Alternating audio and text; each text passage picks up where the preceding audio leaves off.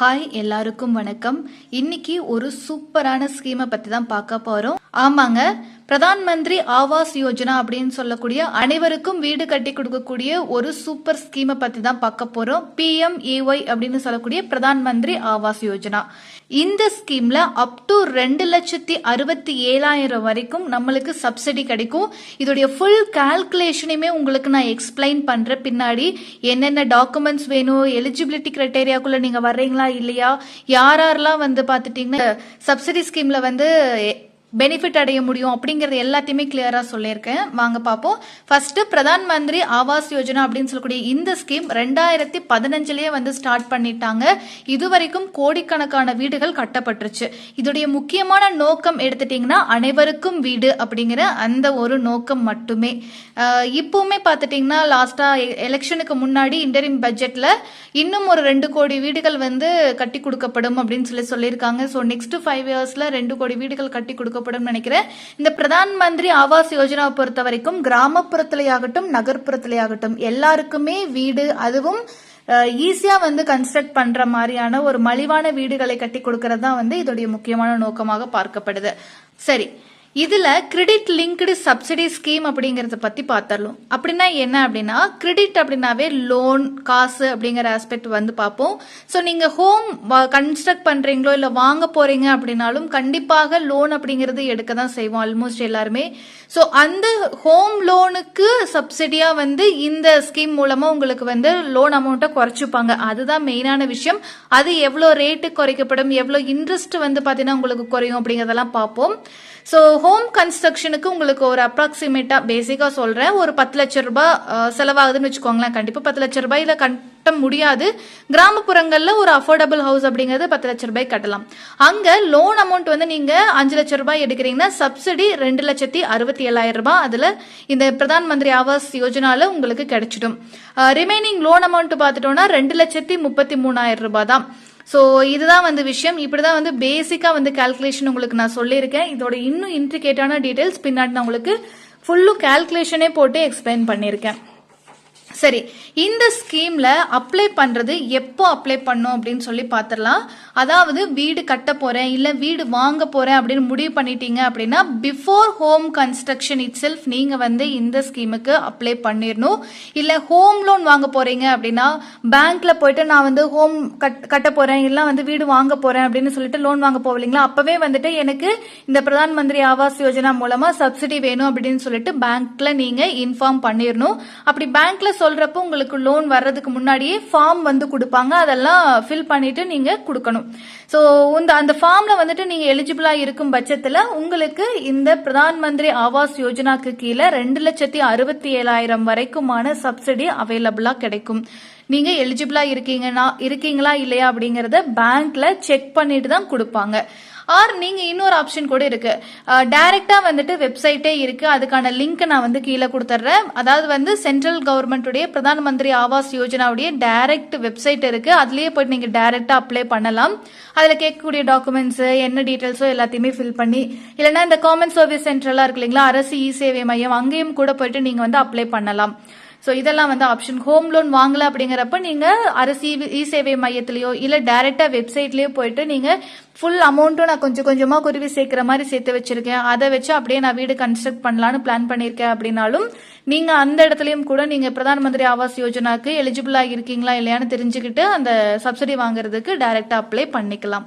Okay, ஒருவேளை home loan already நீங்க வாங்கிட்டீங்க அப்படிங்கிற ஒரு பாயிண்ட் இருக்குன்னு வச்சுக்கோங்களேன். ஆல்ரெடி ஹோம் லோன் வாங்கி வீடெல்லாம் கட்டிட்டேன், இப்ப நான் போயிட்டு இந்த பிரதான் மந்திரி ஆவாஸ் யோஜனால நான் வந்து இதோடைய பெனிஃபிட்டை நான் வந்து எடுத்துக்க முடியுமா அப்படின்னா முடியாதுங்க. நான் கிளியரா சொல்லிடுறேன். புதுசா வீடு கட்ட போறவங்க இந்த ஸ்கீமை பத்தி நிறைய பேருக்கு தெரிய மாட்டேங்குது. வீடு கட்டுறோம் அப்படின்னாவே லோனை வாங்கி எப்படியாவது கட்டணும் அப்படின்னு சொல்லி நினைக்கிறோம். கிட்டத்தட்ட ஹோம் லோன் வந்து 9% இருந்து ஸ்டார்ட் ஆகுதுங்க இன்ட்ரெஸ்ட் ரேட்டு. ஸோ அப்போ இந்த சப்சிடி எல்லாம் அவைல் பண்ண முடியும்னா பெஸ்ட் தானே. ஆல்மோஸ்ட் மிடில் கிளாஸ் பீப்புள் எல்லாருமே இந்த ஸ்கீம்குள்ள வந்துடுவாங்க. ஓகேங்களா. ஸோ லோவர் மிடில் கிளாஸ்ல இருந்து economically weaker section middle class people அத்தனை பேருக்குமே இந்த ஸ்கீம் அவைலபிளா இருக்கு. ஸோ அதனாலதான் சொல்றேன், இந்த ஸ்கீமை பத்தி ஃபுல்லா தெரிஞ்சுக்கோங்க. யாராவது வீடு கட்ட போறாங்க அப்படின்னாலும் அவங்களுக்கு ரொம்ப யூஸ்ஃபுல்லா இருக்கும். அதுக்காக தான். ஓகே, ஸோ என்னென்ன டாக்குமெண்ட்ஸ் எல்லாம் நீடட், அதாவது இந்த சப்சிடி அவைல் பண்றதுக்கு முன்னாடி இந்த நீங்க ஹோம் லோன் போய் அப்ளை பண்றீங்க பேங்க்குக்கு. ஸோ நீங்க என்னென்னலாம் வந்து இந்த சப்சிடி அவைல் பண்றதுக்காக கொடுக்க வேண்டி இருக்கும் அப்படின்னு பார்ப்போம். ஒவ்வொன்றா பார்க்கலாம். First ID proof. So ID பர்பஸ்க்காக வந்து ஆதார், பேன் கார்டு அல்லது டிரைவிங் லைசன்ஸ் இந்த மூணுல ஏதாவது ஒன்னு கொடுத்தா போதும். அதே சமயம் அட்ரஸ் ப்ரூஃப் அப்படிங்கிறது வேணும். ஸோ அட்ரஸ் ப்ரூஃப்க்கு ரேஷன் கார்டு இல்ல வாட்டர் பில் இருக்கு, எலக்ட்ரிசிட்டி பில், பாஸ்போர்ட் இதுல எதை வேணாலும் நீங்க வந்து கொடுக்கலாம். ஸோ அட்ரஸ் ப்ரூஃபும் கண்டிப்பா வந்து கொடுக்கணும். ஸோ மூணாவது முக்கியமானதை எடுத்துட்டோம்னா இன்கம் ப்ரூஃப் கண்டிப்பாங்க. ஸோ உங்களுக்கு சப்சிடி கொடுக்கறதே வந்துட்டு எவ்வளோ 2,67,000 சொன்னேன். மேக்ஸிமம் அவ்வளோ அமௌண்ட் ஃபுல்லெல்லாம் கொடுக்க மாட்டாங்க. அது கொடுக்கறதுக்கு என்ன கேட்டகரி அப்படிங்கறத பின்னாடி சொல்றேன். இன்கம் பேஸ் பண்ணி தான் உங்களுக்கு வந்து சப்சிடி அமௌண்ட் அப்படிங்கிறது சாங்ஷன் ஆகும். இந்த இன்கம் ப்ரூஃப் வந்து 2 விதமா ஃபர்தரா பிரிக்கலாம். சேலரிடு பர்சன், செல்ஃப் எம்ப்ளாயியா இருக்கிறவங்க, சேலரிக்கு அதாவது ஆபீஸ்ல வேலை செய்யறவங்க அப்படிங்கிறவங்களுக்கு வந்துட்டு அவங்களுடைய ஆபீஸ்ல இருந்து ஃபார்ம் 16 அப்படிங்கறது அவங்களுடைய ஆபீஸ்ல இருந்து வாங்கி கொடுக்கணும் இன்கம் ப்ரூஃப்காக. அது மட்டும் இல்லாம 3 மாசத்துடைய சேலரி ஸ்லிப்பு, அதே போல 3 மாசத்துடைய பேங்க் ஸ்டேட்மெண்ட். உங்க சேலரி இப்பெல்லாம் பேங்க்ல தான் வரும் இல்லைங்களா, அண்ட் நீங்க லோன் வாங்கியிருக்கீங்க, ஏதாவது ஒன்று உங்க பேங்க்ல நடந்துகிட்டு தான் இருக்கும். ஸோ அந்த பேங்க் ஸ்டேட்மெண்ட்டையும் வந்து கேட்பாங்க. இதுவே நீங்க செல்ஃப் எம்ப்ளாயியா இருக்கீங்க அப்படிங்கிறப்போ உங்களுடைய அக்கௌண்ட்டுடைய ப்ராஃபிட் லாஸ் செட்டப் வந்து கேட்பாங்க, அண்ட் பேலன்ஸ் ஷீட் கேட்பாங்க. 6 months உடைய உங்களுடைய பேங்க் ஸ்டேட்மெண்ட் வந்து கேட்பாங்க. அண்ட் 2 years லாஸ்ட் 2 years நீங்க ஃபைல் பண்ணிருப்பீங்களா, ஐடிஆர் ஃபைல் பண்ணிருப்பீங்க இல்லைங்களா, அதையே வந்து கேட்பாங்க. ஸோ இதையெல்லாம் கொடுத்துட்டு தான் நீங்க இன்கம் ப்ரூஃப் கொடுத்துட்டு தான் வந்துட்டு ஃபர்தர் இந்த சப்சிடிக்கு அவைலபிளா எலிஜிபிளா இல்லையா அப்படிங்கறத வந்து செக் பண்ண முடியும். ஓகே, தென் எலிஜிபிலிட்டி ஆஸ்பெக்ட் எடுத்துட்டீங்கன்னா இன்னும் ஒரு சில விஷயங்கள் வந்து இருக்கு. அதாவது உங்க பெயர்ல எந்த ஒரு வீடுமே இருக்கக்கூடாது. ஆல்ரெடி நான் ஒரு வீடு வச்சிருக்கேன், இன்னொரு 2வது வீடு கட்டலான் இருக்கேன், அதுக்கு இந்த ஆவாஸ் யோஜனா மூலமா நான் வந்து சப்சிடி வாங்கிக்க முடியுமா அப்படின்னு கேட்டீங்கன்னா சாரிங்க, அது வந்து அவைலபிள் கிடையாது. ஓலை வீடு, தகரத்திலான வீடு, அது மாதிரியான வீடுகள் இருக்கு அப்படிங்கிற பட்சத்துல அது வந்து கணக்குல வராது. இந்த சிமெண்ட்ல கட்டின வீடெல்லாம் இருக்கு இல்லைங்களா, சோ அது மாதிரி வீடுகள் இருக்கு அப்படிங்கிற பட்சத்துல நீங்க எலிஜிபிள் இல்ல. மற்றபடி இந்த ஓலை குடிசை, தகரத்தாலான வீடு, சிமெண்ட் வீடு, அதாவது சிமெண்ட் ஷீட் போட்ட வீடு, அதெல்லாம் வந்து பாத்துட்டீங்கன்னா வீடுகள் கீழே வராது. நீங்க அந்த மாதிரி வீடுகள் இருக்கீங்கன்னா தாராளமா இந்த ஸ்கீம்ல வந்து எலிஜிபிள் தான். அதே போல family annual income less than 18 lakhs இருக்கணும் ஓவராலா.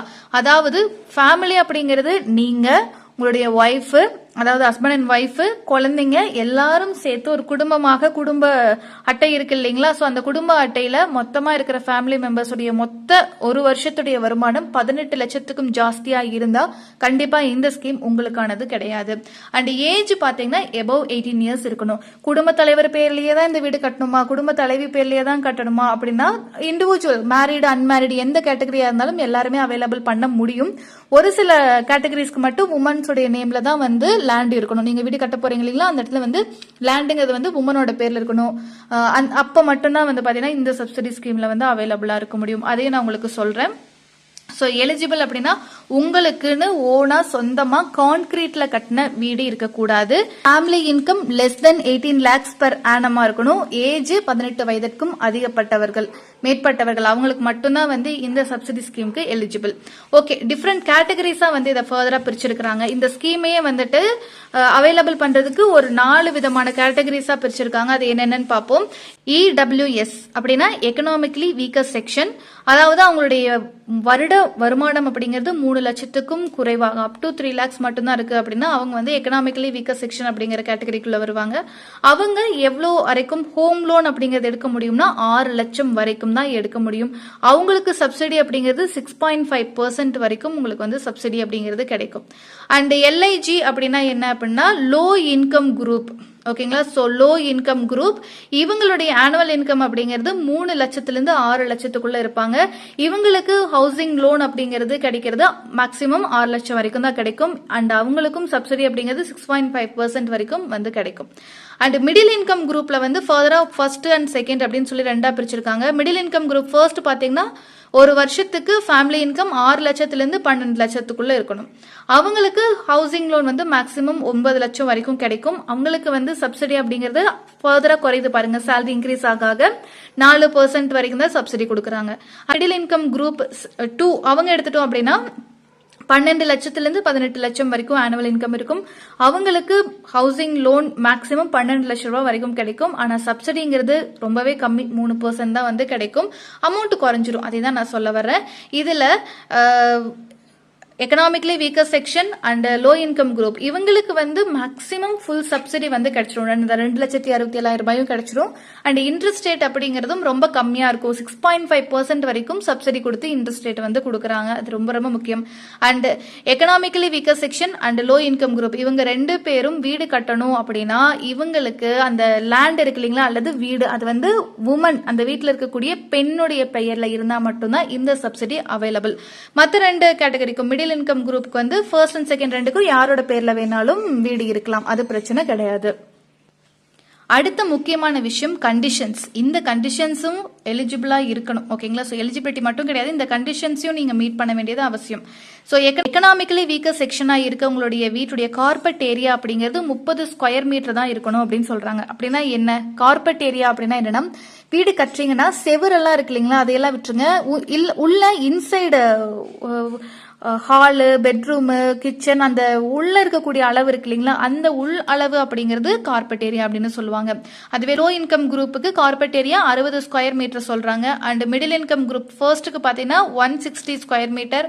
அண்ட் மிடில் இன்கம் குரூப் 2க்கு எடுத்துட்டீங்கன்னா 200 ஸ்கொயர் மீட்டர். இந்த அளவுக்கு தான் கார்பெட் ஏரியா இருக்கணும். இந்த கார்பெட் ஏரியா மீட் ஆனா மட்டுமே உங்களுக்கு எகெயின் பிரதான் மந்திரி ஆவாஸ் யோஜனா கீழே சப்சிடி அப்படிங்கிறது கிடைக்கும். ஸோ இன்கம் கண்டிஷன் அண்டு இந்த கண்டிஷன்ஸ் இருக்குங்களா, கார்பெட் ஏரியா கண்டிஷன், இது 2 ஓகே ஆனால் மட்டும்தான் சப்சிடி கிடைக்கும், இல்லைனா கிடைக்காது. ஒன்ஸ் அகைன் நான் கிளியராக சொல்லிடுறேன்.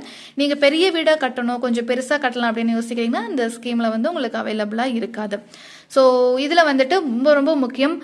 சரி, கடன் ஹோம் லோன் எடுத்து கட்டுறோம், அதில் சப்சிடி எல்லாம் கொடுக்குறாங்க. ஹோம் லோன் எவ்வளோ நாளைக்குள்ள தீர்க்கணும் அப்படிங்கிறது ஒன்று இருக்கு இல்லைங்களா. அதிகபட்ச கடன் காலம் அப்படிங்கிறது 20 வருஷம். 20 வருஷத்துக்குள்ள நீங்கள் ஹோம் லோனை திருப்பி கட்டுற மாதிரி இருக்கும். 20 வருஷம் தான் இப்போ வரைக்கும் வச்சிருக்காங்க மேக்ஸிமம் வரைக்கும்.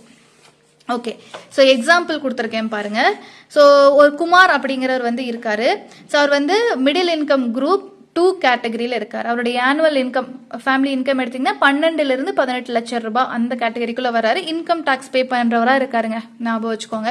ஸோ அவருடைய ஹோம் எஸ்டிமேஷன், ஒரு வீடு வாங்கலாம்னு யோசிக்கிறாரு, 50 லட்சம் ரூபாய்க்கு வந்து வாங்கலாம் அப்படின்னு சொல்லி பிளான் பண்ணியிருக்காரு. அவர்கிட்ட கையில முன்பணமாக 10 லட்சம் ரூபாய் இருக்கு, அதை கட்டிடுறாரு. அதாவது 20% பணத்தை கட்டிடுறாரு. மிச்சம் 80% லோன் போட்டு தான் 20 வருஷத்துக்கு கட்டலாம்னு பிளான் வச்சிருக்காரு.